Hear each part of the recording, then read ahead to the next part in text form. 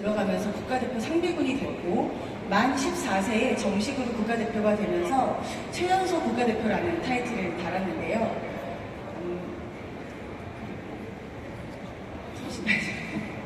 네, 그리고 많은 분들은 아마 이 장면으로 기억을 하실 텐데 탁구에서는 절대 강자로 불리고 있는 중국을 꺾고 2004 아테네 올림픽에서 금메달을 목에 걸었습니다. 그리고 은퇴를 한 이후에는 국제 스포츠 행정에서 많은 경험을 쌓았는데요. IOC 선수위원으로 선출돼서 전 세계를 다니면서 국제 교류를 했고 또 대한탁구협회장을 하면서 국내외 행정 경험을 쌓았습니다. 그리고 올해 2월 최연소 대한체육회장으로 당선이 됐는데요. 오늘 이야기를 나눌 주제는 이 원모어인데 이 원모어는 올해 저희가 출간한 6월 에세이 제목과 똑같습니다. 근데 사실 이 책은 체육회장이 될 줄도 모르고 그 전에 한참 전에 집필을 하다가 낸 책인데 꼭 뭐 책을 홍보하기 위해서가 아니라 이 원모어라는 이 말은 유승민이라는 사람의 생각과 철학을 전달하기에 가장 함축적으로 정리된 말이 아닌가 싶거든요. 네, 그래서 그 이야기를 한번 시작해 보겠습니다. 네, 이 오늘의 주제 원모어를 이루는 내용은 딱 요거예요. 계란으로 바위를 깬 3번의 시간에 대해서라고 하는데 유승민이라는 사람은 자신의 인생에 있어서 아주 의미가 있었던 순간들을 계란으로 바위 깨기라고 표현을 했어요. 작가님은 왜 이거를 이런 문장으로 표현을 했을까요? 네, 사실은 제가 살아온 과정이 선수 생활부터 그리고 행정가로 변화되는 시점 그리고 또 다른 도전하는 시점들이 그렇게 녹록치만 않았습니다. 제가 어렸을 때는 워낙 성적들이 좋아서 탁구 신동이라는 수식어를 불려지면서 최연소 국가대표도 달았지만 그 이면에는 굉장히 많은 도전들이 있었고요. 특히 탁구 같은 경우는 아실지 모르겠지만 1988년도에 그 올림픽 정식 종목이 됐습니다. 올림픽 정식 종목이 되고 현재 2024년 작년까지 그 중국 선수 외에 금메달이 딱 4번이 나왔거든요. 그리고 나머지는 다 중국 선수가 가져갔고 또 제가 2004년에 그 아테네 올림픽 금메달 딴 것이 남녀 통틀어서 남녀 단식에서 유일한 금메달입니다. 중국 선수 외의 국가의 선수가. 그래서 항상 그런 도전 정신으로 했어야 됐고 특히 선수 시절 때 그 탁구 신동 국내 최강에서 나가보니 정말 중국에 저같이 탁구를 치는 실력자들이 거의 5,000명 이상 있는 상황에서 그들을 어떻게 넘을 것인지 항상 매일같이 고민을 했고 탁구 신동과 최연소라는 이면에는 그런 고민과 연구의 흔적이 있기 때문에 계란치기라고 계란으로 바위 깨기라는 표현을 썼고요. 또 그 이후에도 사실은 IOC 선수위원 도전 그리고 대한체육시장 도전이 저에게는 정말 어려운 도전들이었습니다.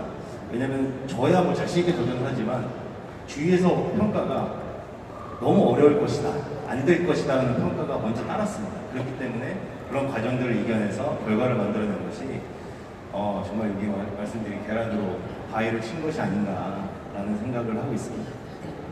그러면 계속 이제 어쨌든 가장 유명한 게 탁구라는 주제니까 한번 궁금해요. 탁구는 도대체 몇 살쯤에 어떻게 시작을 하게 되신 건가요? 사실은 그 탁구가 1988년도에 정식 종목이 됐다고 말씀드렸잖아요. 여러분들 잘 아시지만 그때 금메달 2개를 저희 한국이 땄습니다. 그게 유남규 선수 그리고 현정화 양영자 선수가 복식에서 2개를 땄는데 그때 제 나이가 7살이었습니다. 그래서 집에서 부모님이랑 TV를 보다가 이게 너무 멋있어 보이고 재밌어 보이고 마침 저희 동네 아버지가 이제 공장에 다니시고 어머니 작은 치킨집을 하셨는데 치킨집은 보통 저녁에 열잖아요.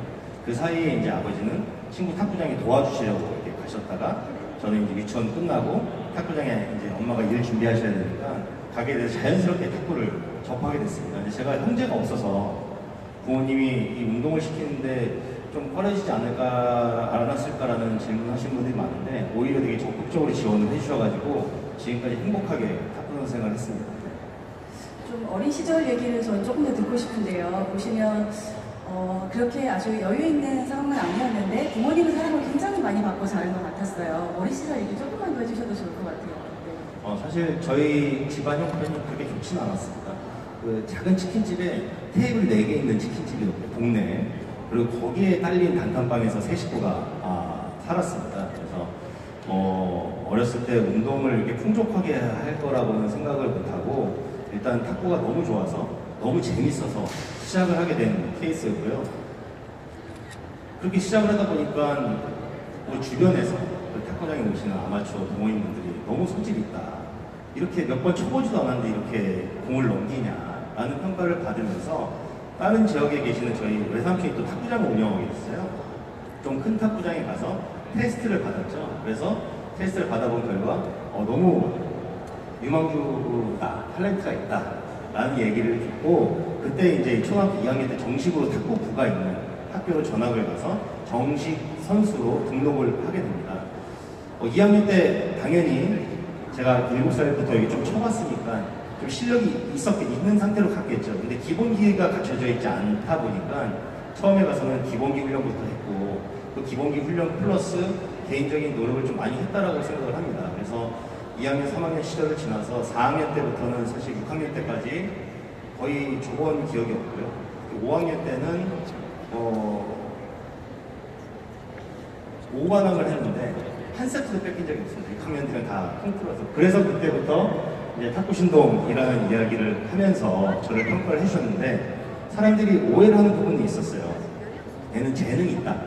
그리고 또래보다 좀 일찍 시작했기 때문에 잘할 것이다가 아니고 저는 굉장히 연습량이 많았습니다. 어렸을 때부터. 진짜 새벽 운동도 제가 자발적으로 해서 운동장 나가고 산에 항상 가서 인터벌 트레이닝하고 내려오면서 약수물을 떠오는 그리고 수업을 들어갈 때는 항상 제 양쪽 다리에는 2kg짜리 모래주머니가 차있을 정도로 훈련 양에 대해서 좀 많이 집착을 했던 편이에요. 그래서 이게 그냥 만들어졌다라고 평가하는 분들도 계시지만 아까 말씀드렸잖아요. 모든 반전에 이유가 있다.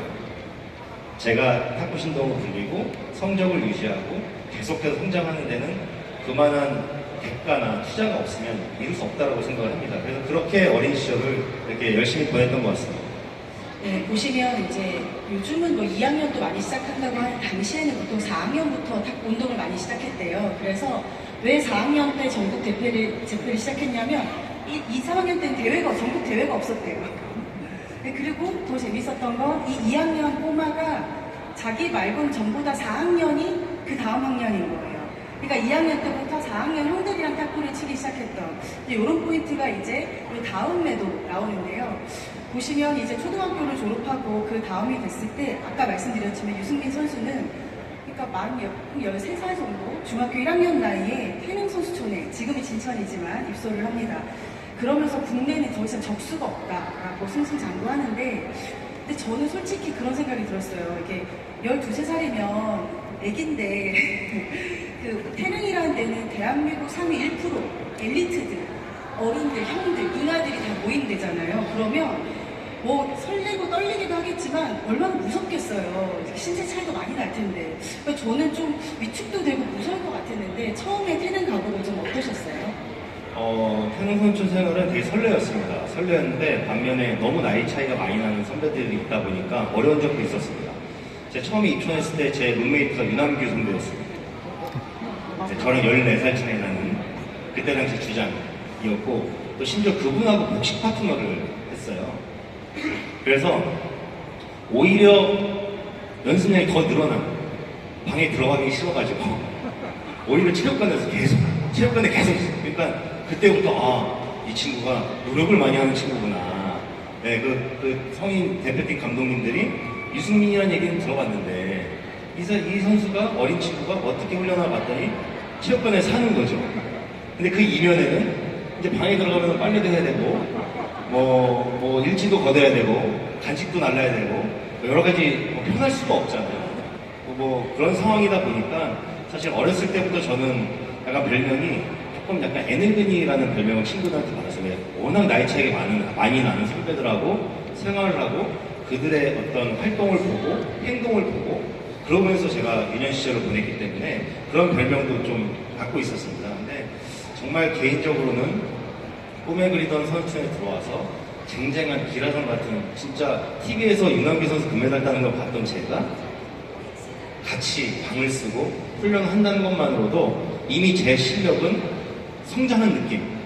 네. 그리고 저의 정신력은 진짜 어떻게 보면 완전 풀로 동기부여가 된 그런 상황이었습니다. 그래서 물론 힘들고 고달프고 또 선배들의 공을 받는다는 것은 체력 소모가 2배 이상이 들거든요. 왜냐면 저보다 더 강한 공들을 받으니까. 그러면서 실력이 그때 급성장한 것 같습니다. 여기서 조금 그걸 한번 집어주시면 좋을 것 같은데 앞에 초등학교 때도 2학년 때 4학년 형들이랑 처음부터 공을 쳤다 그랬잖아요. 그래서 그때 보면 그때는 힘들었는데 본인이 4학년이 됐을 때 너무 쉬워지는 거예요. 처음에 너무 힘들고 높은 사람들과 했으니까. 태능도 좀 비슷했을 것 같은데 또 체육 회장님이시니까 어떤 그런 엘리트 교육에 대한 경험을 좀 얘기를 해주셔도 좋을 것 같아요. 네, 그래서 저희가 사실은 지금 유소년들의 투자를 많이 하고 있는 그런 겁니다. 유소년들이 다른 거 없습니다. 경험, 동기부여거든요. 그런 걸로만으로도 이 친구들의 어떤 그 성장 가능성은 더 높아진다고 저는 생각을 하는데 제가 그런 케이스였습니다. 사실은 중학교 1학년, 2학년 때까지만 해도 또래들과 이렇게 승부를 했던 제가 그 선수촌에서 저보다 실력이 월등한 그리고 세계의 탑 클래스 선배들과 같이 훈련하고 대회를 나가면서 중학교 3학년 돼가지고는 사실상의 국내 저희 또래 아래 위로 3년, 4년까지는 사실 저의 적수가 없다라는 평가를 많이 받았었거든요. 왜냐면 제가 중학교 1학년 시절 거쳐서 중학교 3학년 때 최연소 세계 랭커가 됩니다. 세계 랭킹 61위에 제가 딱 등극을 하면서 그때부터 이제 거의 국내 대회, 또래 대회는 안 나가고 국제 대회라든지 국가대표들이 하는 대회 위주로 참가를 하다 보니까 이렇게 비슷하게 갔던 제가 또래들과 점점 격차가 벌어지면서 저는 어느 순간에 이제 세계 탑 클래스 수준에 도달해 있고 우리 동기들은 점점 따라오는 듯한 그런 형상으로 이제 갖춰졌어요. 그래서 그런 것들이 저에게는 정말 행운이고 행복하고 큰 어떤 동기였다 이렇게 말씀드릴 수 있을 것 같습니다. 네, 자료 제가 만들었지만 이 사진 너무 귀엽지 않나요? 사실 너무 귀엽고 예쁜 학생 같아요. 네. 그렇게 승승장구하던 중학교 나이 때 이미 거의 전국에서 겨룰 사람이 없을 정도의 실력을 가진 선수가 19살에 이 어린 선수가 처음으로 큰 슬럼프에 빠집니다.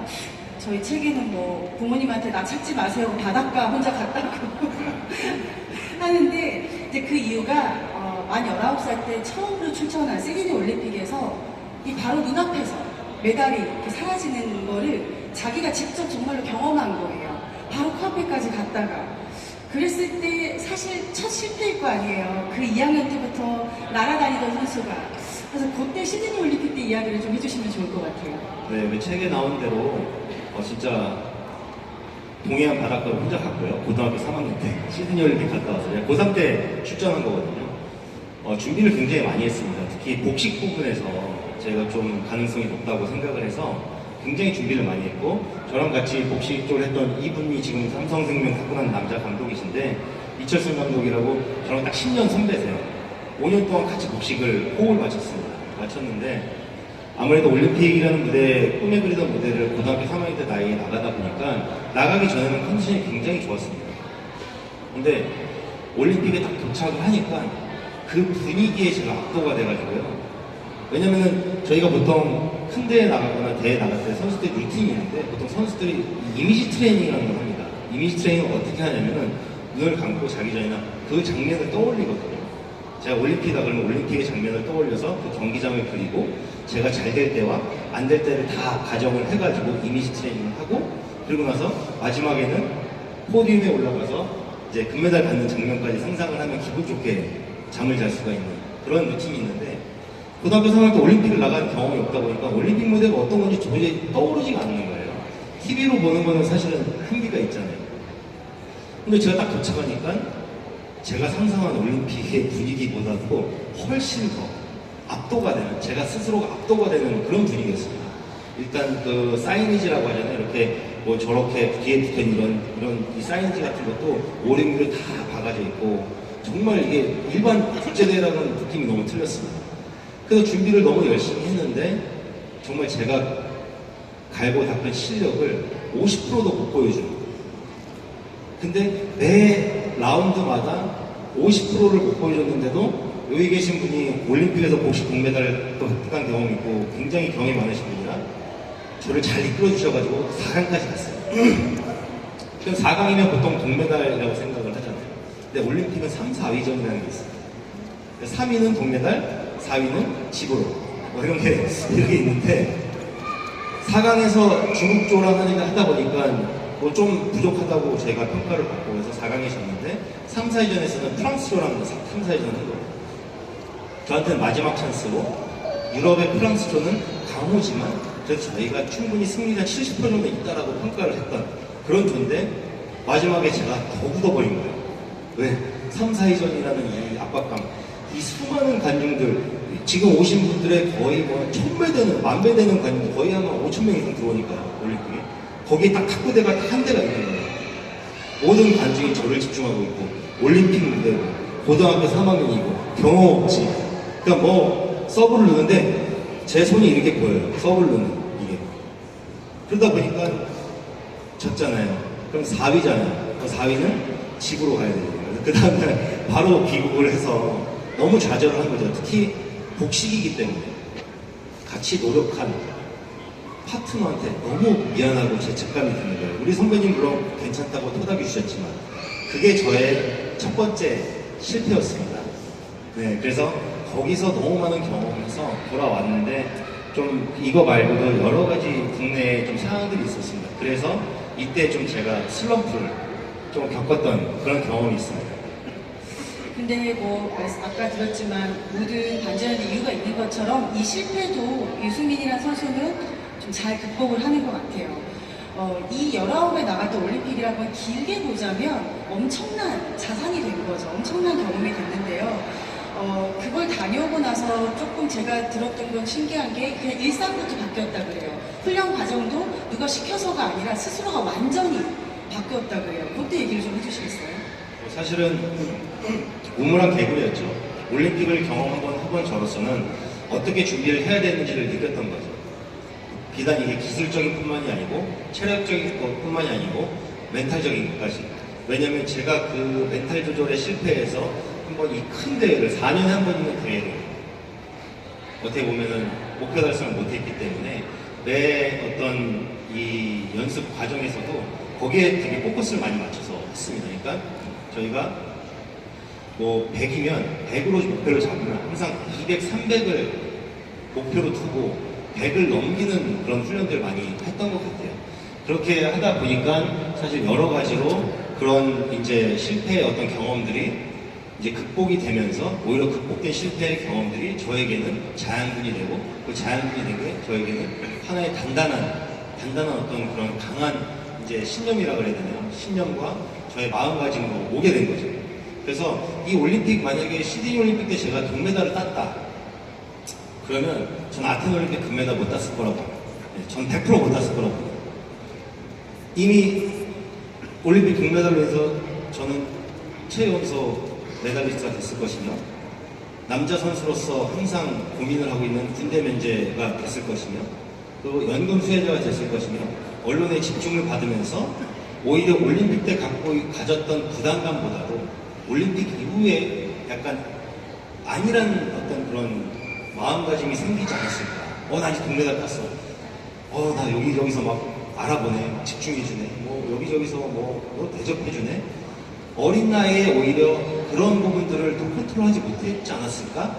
지나고 나서는 그런 생각이 좀 들었습니다. 그래서 이때의 실패가 저의 인생, 지금 대한체육회장 마지막 도전까지도 저를 꽉 잡아준 어떤 그런 아주 소중한 그런 경험이 됐던 것 같습니다. 네, 그래서 2년 뒤에 다음 사진을 보시면 너무 서럽게 울고 있죠. 2002년도에 우리나라에 월드컵만 있었던 게 아니라 아시안게임이 부산에서 있었습니다. 근데 그때 탁구에서 이제 그 2년 전의 경험을 가지고 처음 금메달을 따게 돼요. 요 옆에 계신 분이 그때 그 시드니 월드컵 파트너랑 요 아시안게임 이야기를 좀 해주세요. 이 머리가 이런 데 다 이유가 있죠, 작가님? 제가 딱 2년 동안 그 올림픽 그 실패를 밑바탕 삼아서 2년 동안 준비를 했잖아요. 부산 아시안게임. 자, 이제 이거를 깰 때가 됐다. 근데 아시안게임은 올림픽이랑 똑같습니다, 저는. 왜 중국이 아시아권에 있기 때문에요. 결국엔 중국을 넘어서야 금메달을 따는 겁니다. 아시안게임, 올림픽 다 똑같습니다. 더 어렵습니다. 오히려 어떻게 보면. 네, 아시안게임은 금메달을 굉장히 인정을 해줍니다. 네, 그래서 굉장히 절치부심 준비를 많이 했는데 정말 노력을 많이 해서 훈련량도 너무 많이 가져갔고 오히려 오버페이스 할 정도로 저희가 탁구는 울산에서 했는데요. 그때가 추석 기간에 미리 한 달 정도 전에 가서 적응 훈련을 좀 하고 있었습니다. 근데 우리 호텔에서 울산 우리 경기장까지 5km 했어요. 저는 거기를 우리 훈련 갔다 올 때 버스 타고 다니는 저는 뛰어다녔어요. 마지막까지 왜냐면 극도의 긴장감 속에서는 체력이 금방 소진이 되거든요. 하체부터 풀려. 하체부터 아무리 훈련이 잘 되는 운동선수도 극도의 긴장감이 오면 하체부터 풀리면서 저희가 보통 긴장되면 주저앉는다라는 표현을 많이 쓰잖아요. 그게 극도의 긴장감이 확 올라오고 풀리고 나면 이렇게 되거든요. 그래서 그런 훈련들을 통해서 저를 스스로 다잡았고 마지막에 이제 한 일주일 정도 남았을 때였는데 제가 느꼈을 때 훈련은 이 정도면은 정말 열심히 한 것 같은 생각이 들어요. 그럼 마지막으로 뭘 한번 해볼까? 근데 그때 마침 막 우리 뭐라 그럴까요? 선배들 옛날에 뭐 삭발 투어 막 이런 얘기들이 나왔어요. 근데 탁구는 이 한 포인트를 보는 승부거든요. 네, 여러분들이 정말 이 타이트한 세계 탑의 선수들의 이 스코어를 보면요. 항상 한 포인트 차로 승부가 마지막에 원사이드한 건 없습니다. 근데 그 한 포인트를 벌기 위해서 삭발을 해보자. 나가지고 삭발을 이제 한 겁니다. 그때부터 저의 머리 스타일은 중요한 대회들은 삭발이었습니다. 근데 이때 삭발이 이때가 머리가 되게 많이 기른 겁니다. 처음에 저는 삭발을 해본 적이 없으니까 갔는데 머리를 에피소드거든요. 요렇게 밀더라고요. 그래서 딱 추석 전날 딱 가가지고 딱 있는데 이 바리깡을 빼고 미신 거예요. 그래서 0.1mm로 밀어버려요. 그러니까 완전히 이제 그 스님들의 전 단계로 미룬 거죠. 이거 어떻게 제가 생각한 삭발이 아닌데 했는데 갔더니 아니다 달라 우리 이철승 그때 파트너가 이제 오전 훈련이 없을 때였거든요. 자고 있다가 저를 깜짝 놀래요. 왜 그러냐고. 그래서 분명히 제가 결연한 각오를 가지겠습니다 해가지고 이때부터 삭발톤이 돼가지고 이때 마침 이제 금메달을 따게 됐는데 이 부산 아시안 게임 때 잠깐 더 설명을 드리면요. 결승에서 우리끼리 만났어요. 저랑 이철승 그리고 김택수 현재 저가 가지고 있는 김택수 오상훈 이렇게 결승에서 만납니다. 결승에서 만났는데 그때 세 분은 군 PD였어요. 군대를 다 해결한 상태였고 저만 군 미필이었는데 내부에서는 이미 뭐 축제 분위기이긴 하지만 이런 추측들이 많이 돌아서 실제적으로 내부에서도 야 승민이한테 양보 한번 해야 되는 거 아니냐. 승민이 이제 막 21살인데 한번 해야 되는 거 아니냐. 이런 이야기들이 있었어요. 근데 결국에 승부는 승부인 거잖아요. 그래서 저희끼리 이제 승부를 한 겁니다. 이제 결승전에서 결승 스코어를 보면 절대 누가 양보했다고 볼 수가 없어요. 스코어 나오나요? 스코어는 안 나오는데 스코어가 어떻게 되냐면은 마지막 세트 3대 3이에요. 세븐 세트 때 3대 3에 14대 12로 이겼어요. 3대 3에 14대 12. 제가 말씀드린 한 포인트 딱 싸움으로 마지막 끝까지 간 거예요. 이거를 어떻게 양보를 하고 조작을 할 수가 있어요. 어떤 드라마도 이런 드라마가 나올 수가 없어요. 눈물이 터진 겁니다. 진짜 너무 서럽게 울어서 우리 이철승 코치도 울컥할 정도로 너무 서럽게 울어요. 왜 서럽게 울었냐? 이게 시드니 올림픽 생각이 났고요. 그 두 번째는 뭐냐면 이게 복싱에서 금메달 따서 그렇지 그 전에 간치전도 은메달 땄어요. 중간에 쳐서 혼합 복싱 하는데 저희가 중국을 이기고 결승을 갔는데 상대 홍콩조가 또 중국을 이기고 올라온 거예요. 근데 저는 몸이 막 날아다닐 것 같고 그래서 결승했는데 원사이드로 저희가 3대0 스코어로 이겼어요. 한 세트만 저희는 따면 되고 상대는 4세트를 연달아 따야 되잖아요. 그러면은 실력이 비슷한 상황에서 그런 스코어가 자주 나오지 않아요. 근데 한 세트 지고 두 세트 지고 세 세트 지니까 분위기가 확 바뀐 거예요. 그 졌어요. 4대4가 3대4로 3대0에서 3대4 여기가 완전히 이제 확 다운되면 바로 전전달 경기였어요. 전전달 경기. 그래서 그런 것들이 다 스쳐 지나가면서 이런 장면이 연출된 게 아닌가라는 생각이 듭니다. 지금 말씀하신 시간들이 굉장히 이제 쌓이고 쌓여서 또 시간이 흘러서 우리가 아는 그때의 시간이 오는데요. 이제 아테네 올림픽을 앞두고 이제 거대한 이 정도 시간은 그저 이제 바위 앞에 섰다고 하는 거거든요. 첫 번째 바위 앞에 서게 됩니다. 지난 4년 동안 그 4년 동안 국제대회 랭킹도 굉장히 높은 순위를 유지하고 있었고 그러다 보니까 사람들이 뭐 솔직히 중국에 있어서 우리 금메달은 안 되고 금메달 빼고는 다 딸 수 있을 것 같아 라는 그런 분위기였죠.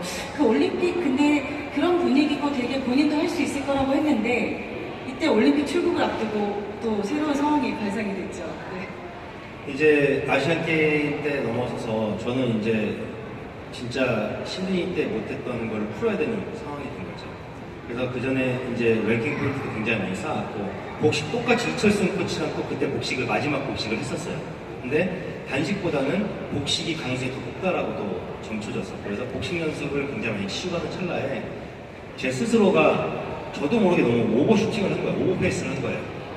딱 그 출국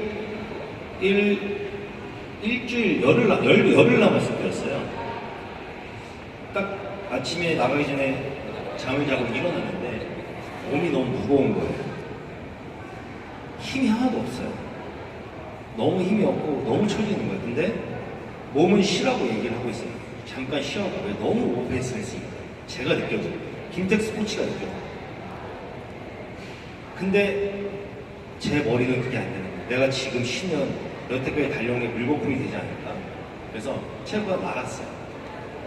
나갔는데도 도저히 에너지가 모아지질 않아요. 그래서 저희가 워밍업을 하고 첫 번째 이제 기술 훈련을 들어가서 치고 뭔가 기술을 딱 하는데 허리가 삐끗한 거예요. 이제 허리 다 한 번씩 삐끗 해보셨을 거라고 생각이 드는데 좀 세게 삐끗했어요. 진짜 움직일 수가 없었고 양말도 못 신었어요. 양말도 못 신었어요. 진짜 양말도 못 신었어요. 누워서 이렇게 굴러서 내려오고 진짜 이러고 다닐 정도였어요. 그때 김택수 코치가 저한테 무슨 말을 해줬냐면은 자기가 훈련했던 거 포함해서 너를 더 몰아붙였는데 너는 여태까지 다 견뎌왔다. 이겨내었다. 정말 독종이라고 생각한다. 해놓은 게 있으니까 편안하게 치료를 받아라. 근데 제가 편안하게 치료를 받을 수 있겠습니까? 누워있어도 라켓은 제 손에 있는 거예요.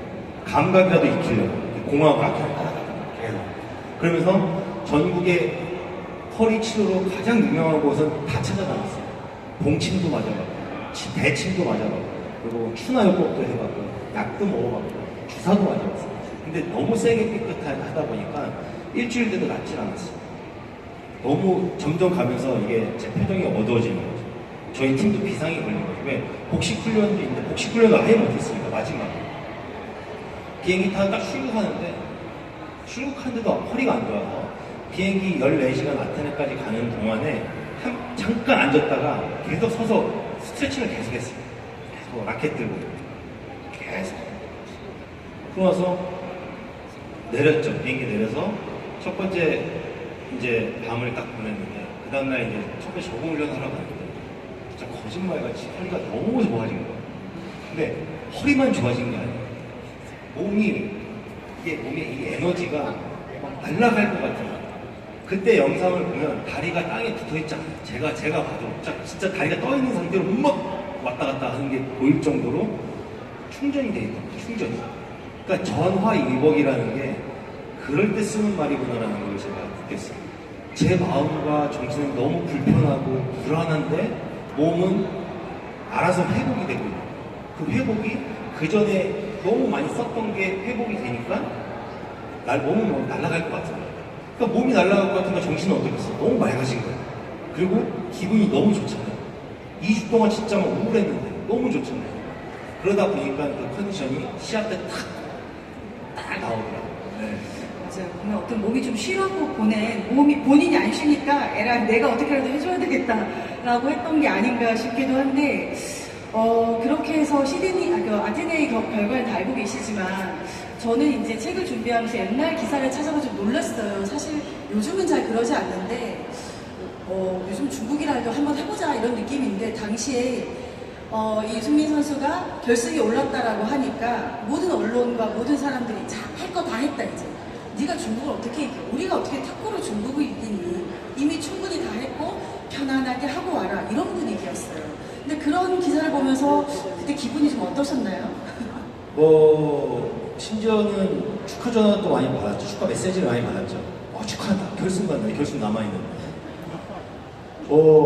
익숙합니다. 네, 익숙하고 사실은 그런 것들이 지금까지 오는데 굉장히 저한테는 약이 됐어요. 뭐 이따가 또 두 번째 챕터, 세 번째 챕터로 설명을 드리겠지만 전혀 개의치가 않고 오히려 마음이 편해지는. 아, 내가 진짜 할 거 다 했나 보다. 지금부터는 보너스다.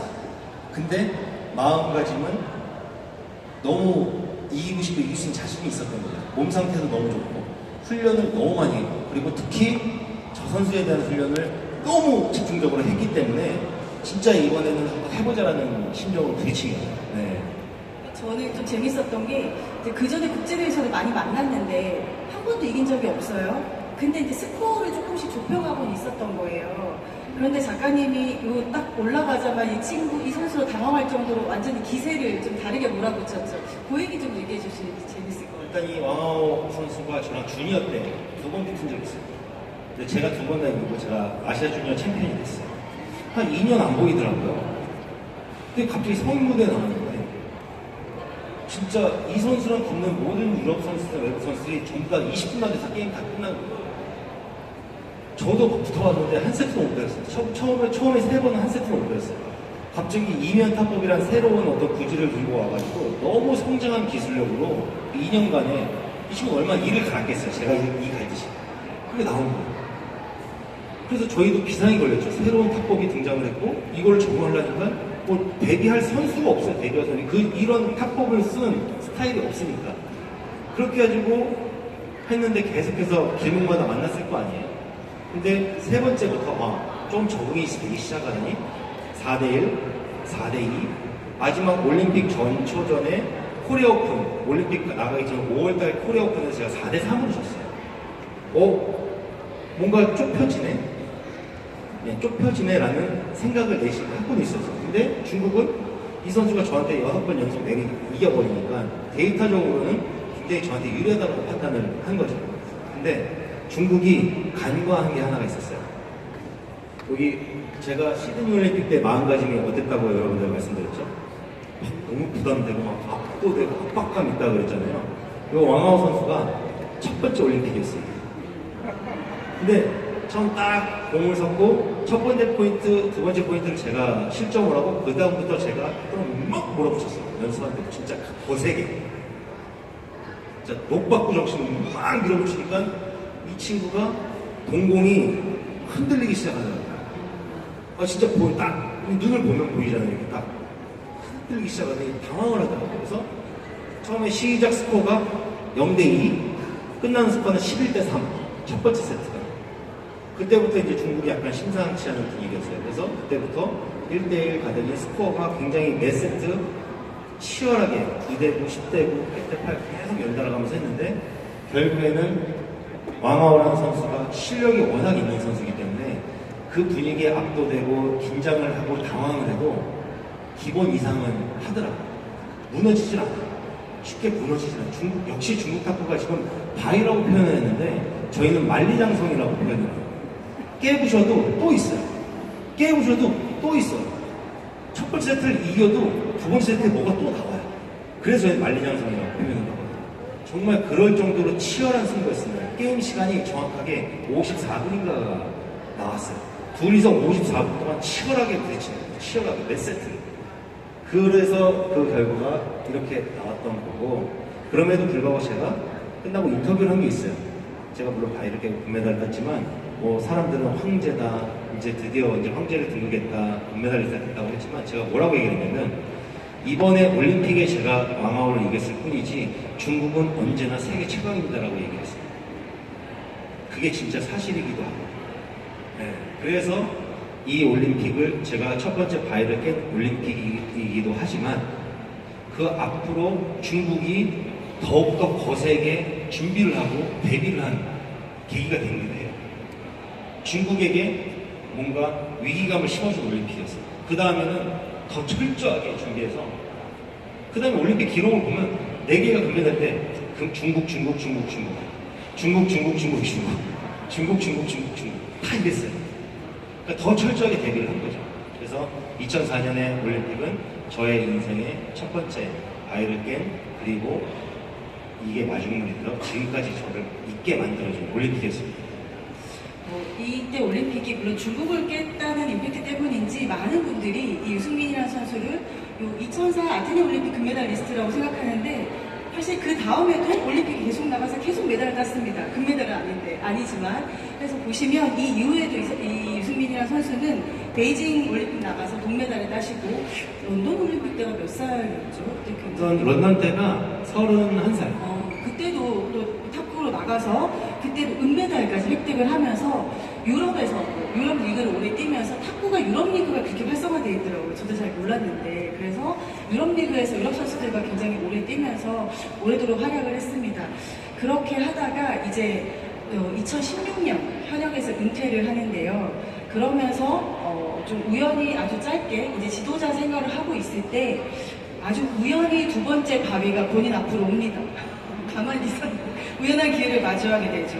IOC 선수위원이라는 선출이 그런 기회가 있다라는 얘기를 우연히 듣게 돼서 근데 사실 이미 국내 선발하는 것도 아주 오랫동안 준비해 오던 다른 선수들이 있었는데 거의 며칠 남지 않은 상황에서 이 정보를 알게 돼서 그 해봤자 국내 선발도 안 될 거야 라는 얘기가 있었는데 여기서 또 선발이 됐죠. 이때 이야기 좀 해주세요.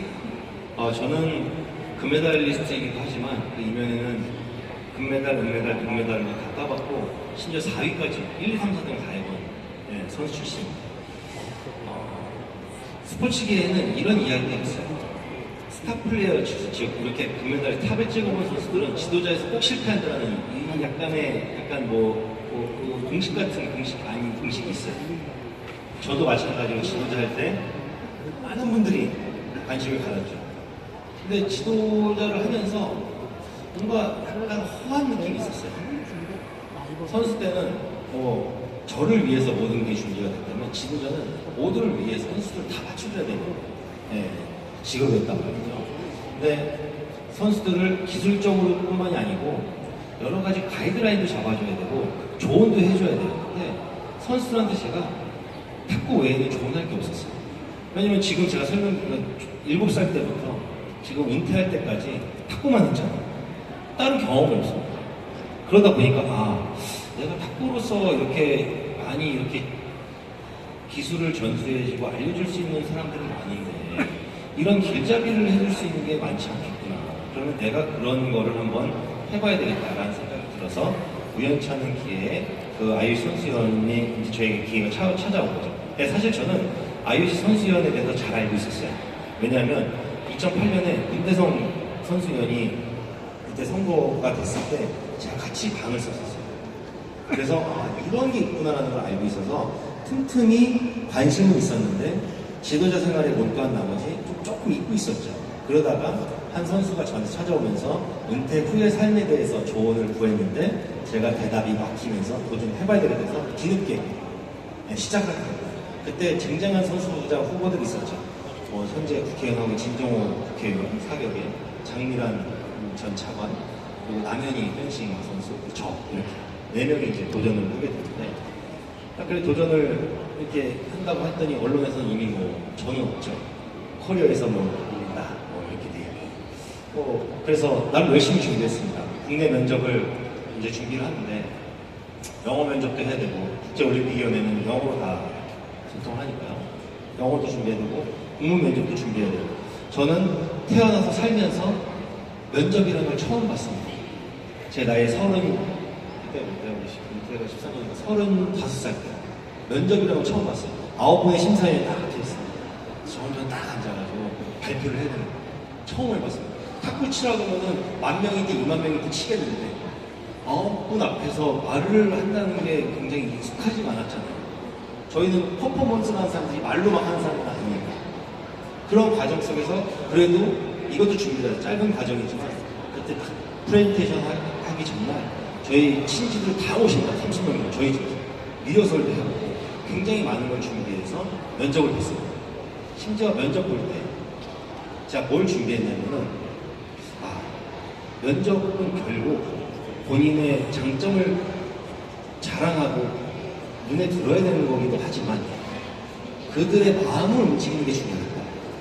그래서 제가 아까도 말씀하셨듯이 런던 올림픽 끝나자마자 독일에 가서 선수 생활을 2년 했어요. 그때 같이 선수 생활했던 외국 애들, 10개국 애들한테 너 추천서 좀 보내줘. 이렇게 된 거예요. 그래서 영어로 추천서 싹 받았어요, 제가. 미스터 류는 이런 선수 생활 거쳐서 이런 것도 관심 있고, 이런 거 있으면은 저희들은 지지한다. 왜냐면 이게 나가면 선거거든요. 선거는 외국 사람들 뽑아주는 거거든요. 그럼 얘네들도 잠재적인 유권자가 될 수 있잖아요. 그럼 걔네들한테 제가 10장을 딱 받아서 9분에 대해서 90장을 갑자기 딱 해가지고, 저 딱 위원님들 저 발표 전에 잠시만 시간 주신다면 제가 뭐 좀 드릴 게 있습니다. 9분 딱 써요. 이게 뭔가요? 제가 선수 생활할 때 같이 선수 생활을 했던 해외의 10개국 선수들한테 받은 추천서입니다. 이게 결국엔 IOC라는 거는 나갔을 때 선거로 해서 당선이 돼야지 활동을 하는 거지, 말을 잘한다고 되는 건 아니지 않겠습니까? 하고 탁 내놓고 면접을 시작하는 거예요. 그게 통했는지 이제 제가 뽑혔다고 연락이 왔어요. 제가 뽑혔다고. 뭐 나름 잘 받긴 했는데, 그때 언론의 반응은 어떠냐면 속보로만 나와. 유승민 이별 깜짝 선취 이렇게 나온 거예요. 아니 나도 나름 금메달도 따보고 탁구에서는 좀 껌좀 씹었는데, 아니 왜 이게 깜짝이고 이변인지 모르겠는데, 근데 탁 그렇게 이변을 하면서 후속으로 뭐라고 하냐면 깜짝 선출 그러나 험난한 본선행 이렇게 나와요. 본선만 더 쉽지 않다는 거예요. 뭐안 된다는 거죠, 한마디로. 그렇게 평가를 받고 면접이 되면서 본선, 즉 리올림픽 본선까지 1년의 기간을 준비를 하게 됩니다. 근데 저는 이 기간을 준비할 때는 놀라웠어요. 아까 탁구밖에 안 했잖아요. 그럼 뭐 외국 국제 나가도 뭐 하이 헬로 뭐 이 정도만 영어 쓰고 정식으로 영어를 배울 일이 없는, 문법조차 아무것도 모르는데 올림픽을 앞두고 제일 먼저 강남역에 가서 학원을 무조건 끊었대요. 근데 그것도 사실 좀 되게 스마트하게 영국식 영어를 가르치는 데를 갔대요. 왜냐면 유럽 영어를 해야 되니까. 그래서 그냥 주 5일 매일 밤낮을 거기 사는 거예요. 일단 말부터 돼야 된다. 근데 굉장히 저는 그냥 무작정 성실하다기보다 지금 좀 전략가 느낌 있잖아요. 굉장히 전략적으로, 그리고 우리나라 대표에서 뽑혔다면 난 나간다면 무조건 돼야 된다. 난 다시 올림픽에 나가는 거다. 라는 마음으로 준비를 했다고 하는데, 그 전과정 약간 하고 또 리우에 갔을 때 모습까지 같이 말씀해 주시면 좋을 것 같아요. 그래서 1년간의 준비를 하게 되는데, 그럼 뭐부터 해야 되냐? 뭐 다들 안 된다고 하니까. 그러면은 나가서 뭐라도 해야 되니까, 영어는 해야 되니까. 근데 제가 영어 공부를 실질적으로 틈틈이 이렇게 하긴 했지만, 공부하는 학생들 같이 해본 적은 없거든요. 그냥 아까 말씀하신 수준이었어요. 그러면 영어 공부를 하지 않아서, 야, 그러면 IOC에 관해서 한번 찾아보자. 그래서 막 찾아보기 시작한 거야, 자료들을. 그랬더니 유럽이 중심이고, 스위스에 공부가 있고, 뭐 영어와 불어가 공용어고, 뭐 이런 얘기를 하는 거예요. 영국식 영어가 뭔지, 미국식 영어가 뭔지 그때 뭐 잘 모르잖아요. 그렇다면은 영국? 그래. 그러면 유럽? 그러면은 영국을 찾아보자 해서 막 서치해가지고 강남역에 있는 브리티시 어학원이라는 데 제가 등록을 했어요. 그러니까 영국 문화원에서 하는 브리티시 어학원이라는 데가 있어요. 거기를 인텐시브 코스를 끄는 거죠. 그 반나절 인텐시브 3시간짜리. 그래서 거기서 이제 딱 3개월 학원을 다녔어요. 3개월 딱 학원을 다니고, 그 다음부터는 이제 현장도 다녀야 되고 해야 되니까 3개월 딱 다니고 이제 활동을 한 거죠. 그렇게 하면서 이제 본선이 된 거예요. 됐는데, 이제 정확히 기억납니다. 거의 10년 전이지만, 선거 기간이 2016년 7월 24일부터 8월 19일까지였어요. 네, 8월 18일 2시에 종료했어요. 그래서 8월 19일날 발표했는데, 대한체육회 우리 선수들이 본진을 가잖아요. 본진이 보통 가면은 그 전세기를 끼워서 간단 말이에요. 대한체육회 저를 추천하기를 7월 29일날 본진이 갈 때 가라. 어차피 선거 기간이 한 20년 정도 길고, 그리고 날씨가 너무 무덥고 결국에 체력전이 될 테니 본진 갈 때 가라. 잠깐 여기서 배경을 잠깐만 설명드리면, IOC 선거를 어떻게 하냐면 올림픽 기간 내에 선수촌에 오가는 선수들로부터 투표를 받는 거예요. 그래서 요거 7월부터 8월 기간이 리우 올림픽 기간이에요. 그래서 우리 선수들이 올림픽에 참여하러 갈 때, 전세기를 띄울 때 그걸 같이 타고 가라라는 말씀입니다. 그래서 조금 더 이해가 되시죠? 저도 잘 몰랐거든요. 근데 저는 그러고 싶지가 않았어요. 아니, 안 된다며. 안 된다 그랬잖아요. 안 될 거라고 뭐 다들 뭐 24명 전 세계 후보자 중에 인지도가 꼴찌라는 등 뭐 어려울 거라는 등 뭐 이런 얘기들이 나와요. 그런데 내가 안 된다고 평가를 받는데 남들 다 갈 때 가가지고 여유 있게 해서 되겠냐? 나는 7월 23일 날 출국하겠다. 7월 23일 날 혼자 왔어요. 근데 저도 올림픽을 나가봤지만 올림픽 개막은 그때 8월 5일이었어요. 8월 5일에 7월 24일 날 누가 와있겠어요? 아무도 안 와있습니다. 근데도 저는 딱 간 겁니다. 저 첫날 사진이 여기는 없는데 첫날 사진 깔끔한 포토는 아침 7시에 제가 셀카를 찍어놓은 게 있어요. 정상 첫 번째 시작하면서 그때 보면 얼굴이 너무 좋습니다. 뭐 허옇고 머리도 깔끔하고 그러면서 선거운동을 하기 시작한 겁니다. 근데 첫날 되게 신기하게도 한 그룹이 여유 있게 다니더라고요. 봤더니 남아프리카 공화국의 여자 축구 선수들이 있어요. 첫 번째로 제가 가서 이야기를 했죠. 아, 이래 왔는데 나 투표를 해줄 수 있어? 오케이. 왜냐면은 선수들이 그때는 되게 여유가 있을 때 시설 좀 불러보고 적응도 좀 하고 막 마음이 편할 때 그래 오케이 해주죠. 걔네들이 직접 투표도 해줬어요. 그걸 투표를 어떻게 하냐? 저희가 보통 이런 카드를 찾고 다니잖아요. 올림픽 때 이럴 때 카드. 저 카드에 투표한 선수들은 오렌지 스티커를 보여줍니다. 오렌지 스티커를 딱 붙여줘요. 그럼 얘는 투표를 한 사람. 오렌지 스티커가 없는 사람들은 투표를 안 한 사람. 그래서 첫 번째 투표를 남아프리카 공화국 여자 축구 선수들한테 받게 됩니다. 잊을 수가 없죠. 첫 번째 저를 뽑아주는 선수예요. 그러면서 약 19일간의 선거운동을 7월 24일 오전 8시부터 시작을 하게 됩니다. 과정이 쉽지는 않습니다. 얼굴 보면 네. 좀 보이죠? 상태가. 정말 말끔했던 상태가 이게 마지막 날 가보세요. 막 새까맣게 타고 뭐 5kg가 빠졌어요, 살이. 왜 5kg가 빠지면 여러 가지 에피소드들이 있는데 올림픽은 선수들이 4년에 한번 꿈을 꾸는 무대잖아요. 절대 선수들의 루틴을 방해해서도 안 됩니다. 조심스럽게. 항의도 몇 번 받았어요. 어떤 항의를 받았냐? 야, 너 왜 우리 선수들 가는데 자꾸 붙잡아? 이런 항의도 받았어요. 격려도 받았습니다. 제가 하도 막 다니니까 저를 아는 선수들이 막 음료수도 갖다 놓고 제자리에 막 이렇게 해줬어요. 근데 진짜 무엇보다도 힘이 나고 그랬던 거는 뭐냐면 그 북한 선수들, 네, 탁구 선수들이 있었어요. 저랑 10년 이상 봤던 선수들이에요. 투표 좀 해달라고 나왔대요. 끝날 때까지 오렌지 스티커가 안 붙여있어요. 너무 서운했어요. 너무 서운했어요, 진짜. 야, 이렇게 하나? 근데 저를 항상 제가 하이 안녕하세요 이러면 항상 저를 보고 지나가는 선수들 중에 수줍게 이러면서 가는 북한 선수 3명이 있었어요. 여자 선수들. 나중에 알고 봤더니 다이빙, 북한의 다이빙 선수들. 그 다이빙 선수들이 좀 작고 어리잖아요. 그 선수들이 세계랭킹 1위예요. 보니까 알고 봤더니. 근데 마지막에 했더니 수줍게 오렌지 스티커가 딱 3명이 딱 하는 거야. 스케줄이 딱 붙어있는 거야. 야, 나는 안 뽑혀도 나는 승리했다. 우리 탁구 하는 애들도 안 뽑아주는데 다이빙 하는 북한 선수들 뽑아줬다. 라는 이야기도 있어요. 한 번은 터벅터벅 가는데 어떤 그 아프리카의 선수 딱 저를 또 잡는 거야. 황이 받나 했더니 그 사람이 나는 어떤 아프리카의 선수 단장으로 온 임원인데 너를 3일 동안 유심히 봤다는 거야.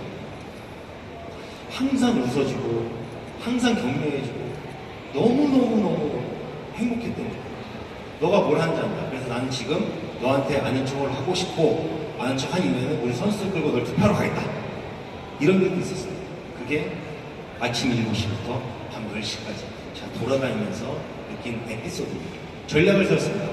우리도 외국 사람 잘 못 알아보잖아요. 외국 사람 저희 잘 못 알아보죠. 여기 입고 있던 옷 있죠? 이 사진이 다 날짜가 틀린 사진입니다. 다 똑같죠? 옷이. 똑같은 옷을 안에 셔츠는 10벌을 사가지고 왔고요. 단복을 2벌을 챙겨갔어요. 똑같은 옷을. 그때 어떤 에피소드가 또 있냐? 어떤 선수가 처음에 와서 잘 모르잖아요. 저한테 제가 이거 입고 무슨 자원봉사자인 줄 알고 어디가 버스 정류장 어딘지 아니는 거죠. 근데 저는 거기를 이미 뭐 몇십 바퀴를 돌았을 거 아니야. 따라와. 딱 가면 설명을 하면서 사실 내가 자원봉사가 아니고 이렇게 해서 나왔는데 좀 뽑아주시면 안내해주세요. 좋다고 해서 나중에 자기가 뽑아줘가지고 이런 것도 보여주고 그런 에피소드가 있었는데 저랑 같이 함께 했던 후보자들이 저한테 별명을 지어줬습니다. 미스터 24/7이라고. 그게 무슨 뜻이냐면 24시간 일주일 내내 얘는 어딜 가든 있다 라는 뜻에서 저한테 후보자들, 저랑 경쟁하는 외국 애들이 붙여줬는데 그 이유가 제가 이렇게 18일, 19일 동안 선거운동을 했잖아요. 그때 19일 동안 걸은 거리의 총수가 몇만 보였냐면 67만 보였어요. 그거를 이제 제가 이 핸드폰에 몰랐는데 다 입력이 돼 있더라고요. 나중에 알 거예요. 한 2달 뒤에. 그러면서 키로수로 그거를 환산을 해보니까 470km. 470km를 19일 동안, 아니 470km 좀 재밌는 데 다니면 새로운 데 다녀야 재밌잖아요. 똑같은 데를 다니니까 계속 19일 동안. 그래서 그런 별명을 얻었고, 심지어 8월 5일이 개막식이었는데 개막식 날이 제 생일이었어요. 제 생일날 선거운동을 하고 있는데 벌이 와서 딱 쏘더라고요. 벌이. 했는데 벌침을 팍 했어요. 그래서 같이 후보자들이 있는데 나 잠깐 갔다 올게.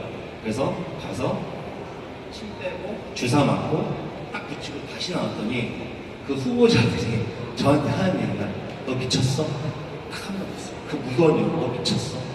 근데 저는 한 표라도 한 사람이라도 마음을 더 잡아야지만 제가 될 것 같은 거예요. 왜? 주변에서 안 된다고 하니까. 왕하오 주변에서 못 이긴다고 하니까 안 된다고 평가를 받으니까 더 이기고 싶으니까 더 노력을 했을 거 아닙니까? 이번에도 마찬가지였어요. 그래서 그런 것들이 정성이 통하고 마음이 통해서 생판 처음 보는 외국의 타종목 선수들과 교류를 그때부터 시작이 된 거예요. 그 선수들이 저한테 보여주면서 너 찍었어. 그리고 미스터 웨이브 하면서 엄청 응원됐어요. 어디? 네덜란드 하키 선수들. 저랑 전혀 만날 일이 없잖아요. 아직도 기억나요. 그렇게 한 사람 한 사람의 마음을 얻다 보니 이런 기적도 일어난다. 그게 바로 IOC 선수연의 도전이었습니다.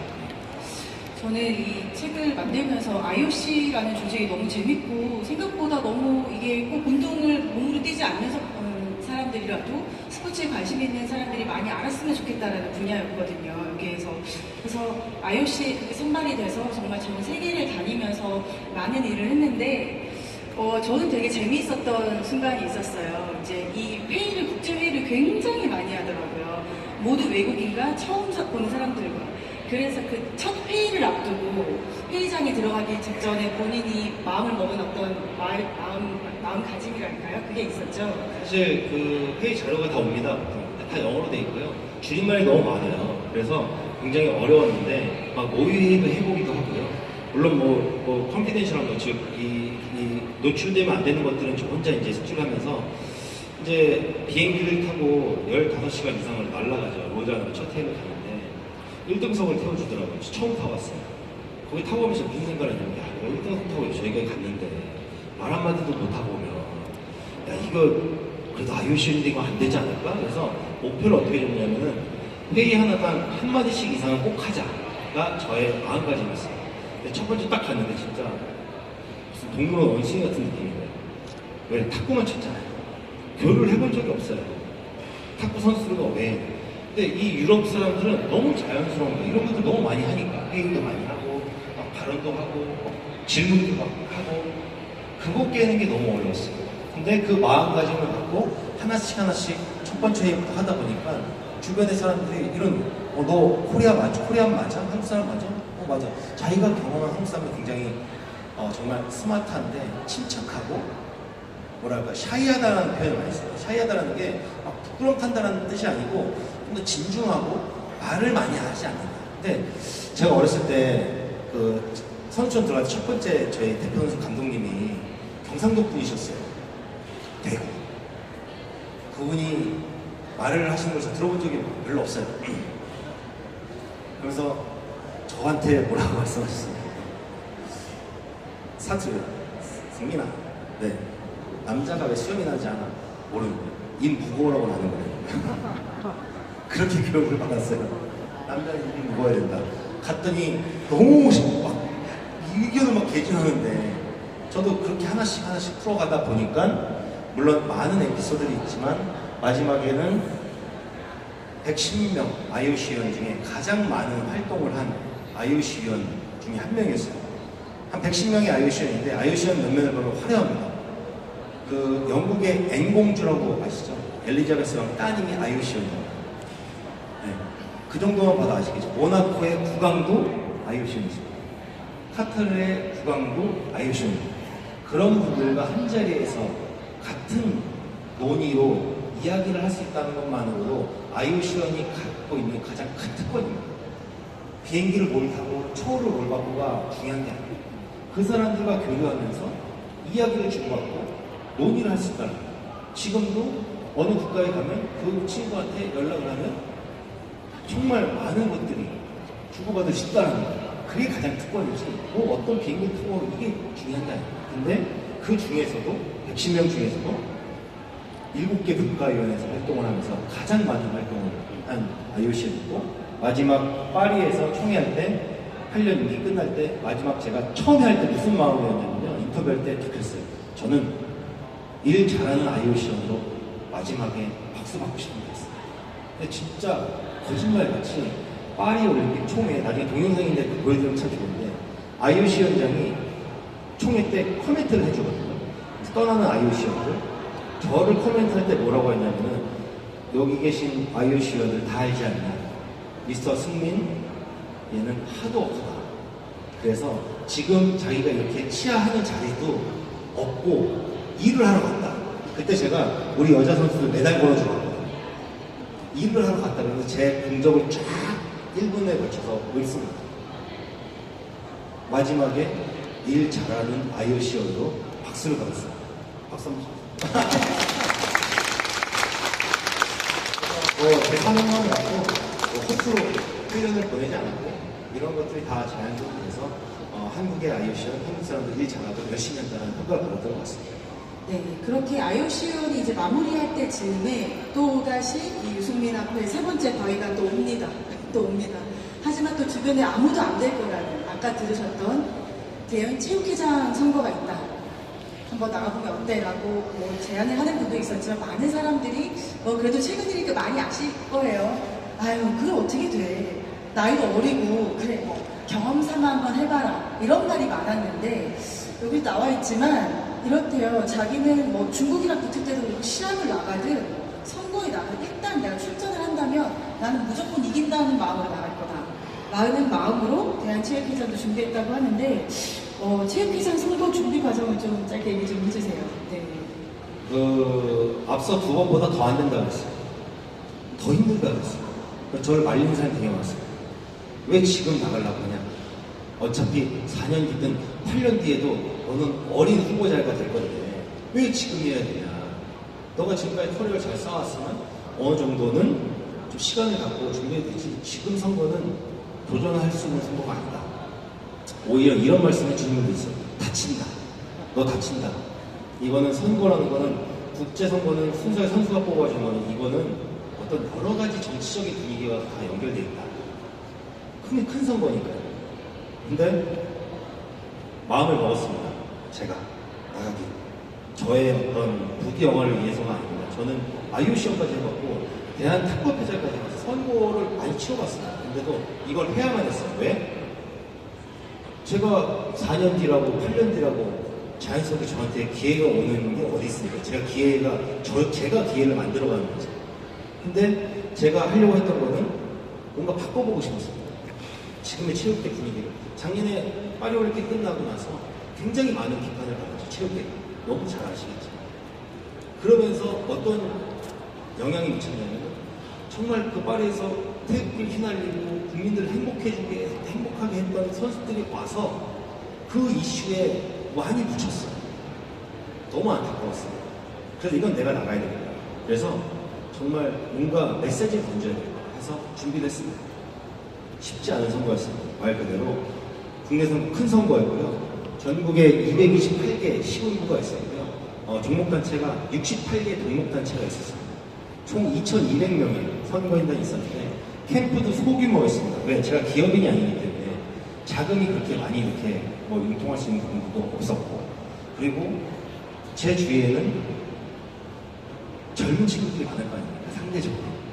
그러면 이 친구들이 선거 경험이 어디 있겠습니까? 그냥 저의 비전과 마음가짐 하나 보고 따라와준 고마운 친구들. 왜? 이 친구들도 나이가 어린데 그럼 위에서 눌릴 법도 한데 저를 보고 따라왔어요. 그래서 캠프도 소규모로 6개월 동안 180군데 이상을 다녔습니다.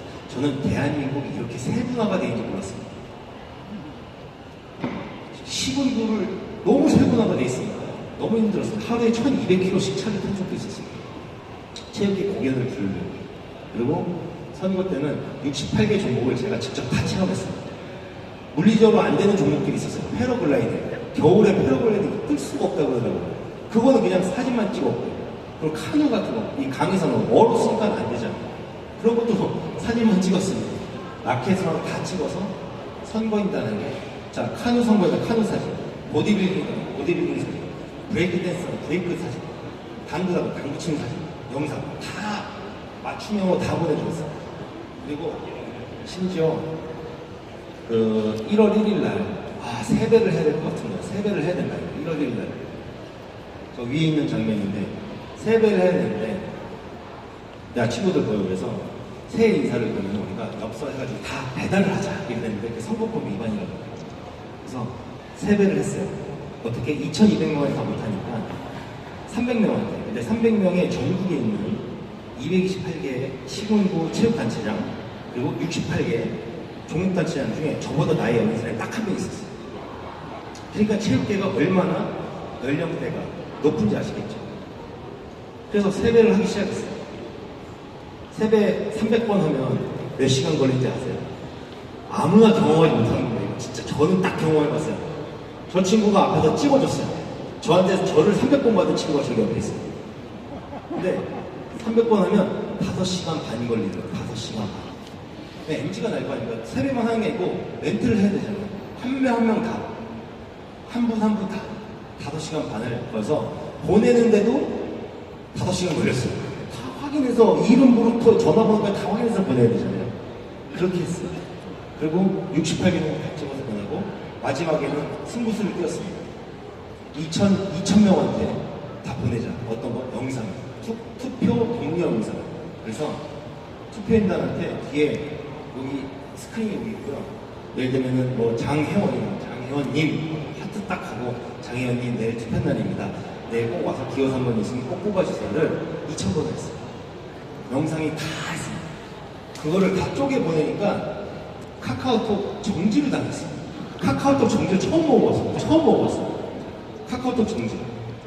그렇게 많이 보내니까 그 유권자 중에서 그만 보내세요 욕하고 막 진짜 유승민 아니죠 막 했는데 제가 저 유승민 맞습니다 그랬더니 정말요? 그러면서 영상통화까지 해주기도 하고 별의별 에피소드가 다 있었어요. 선거는 사람을 만들어주는 것 같아요. 진짜 선거 제가 3-4번 치르면서 저는 사람 된 것 같습니다.